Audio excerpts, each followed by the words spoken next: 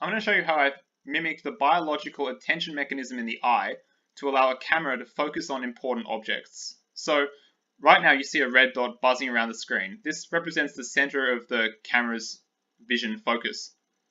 If I bring a new object into the scene that it hasn't seen before, it's going to pay attention to it. So for example, if I show it an orange, it'll track to the orange for a while.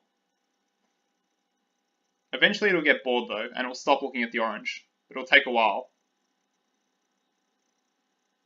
If I bring a new object into the scene, such as a pen, it'll pay attention to the pen.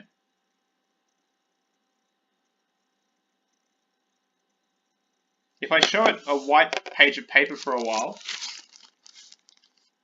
it will eventually get used to the page of paper, which means that if I turn the paper around and show it a letter, it'll pay attention to the letter.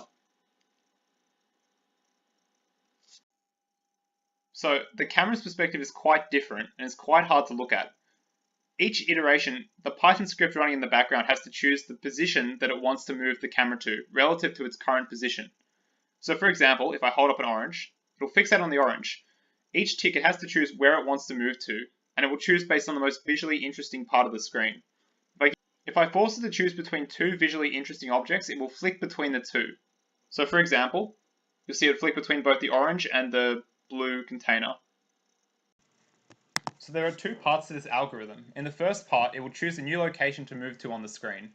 In the second part, all of the pixels that are responsible for that move will no longer have any impact in future moves. So for example, in this image, to start with, the area with the orange will have the most new pixels that are different in the X direction and also in the Y direction. So it will choose to move the vision to where the orange lies. Finally, all of the pixels that were responsible for moving to that location will no longer have any impact in any future movements. This means that eventually it will get bored of an orange. It also means that, for example, the background will have no pulling impact because it has seen the background so many times. This mechanism also means it pays much more attention to more interesting images and objects. For example, it will easily focus on this complex character. However, a simple character such as the line will give it much less attention.